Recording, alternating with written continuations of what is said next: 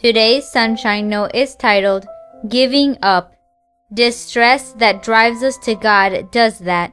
It turns us around. It gets us back in the way of salvation. We never regret that kind of pain, but those who let distress drive them away from God are full of regrets, end up on a deathbed of regrets. 2 Corinthians chapter 7 verse 11. I think you learn the most from times of struggle.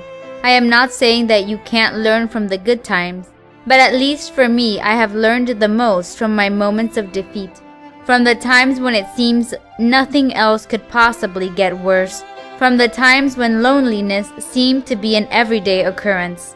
These times, when we are at our lowest of lows, is when we should depend on God the most.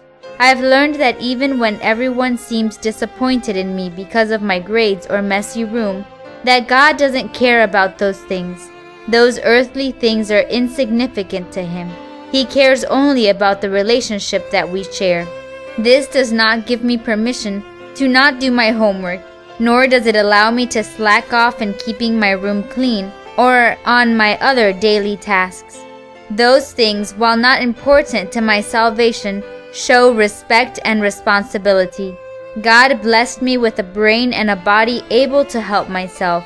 But everyone gets overwhelmed sometimes, and when that happens, I need to remember to turn to God.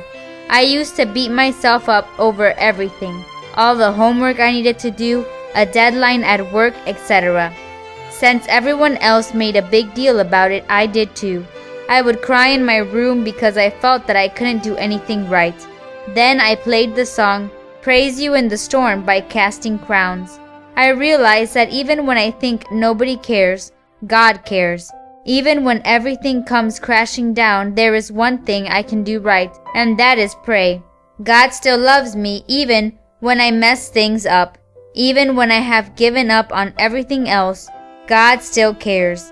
Talk to Him about what's going on today. He's always listening.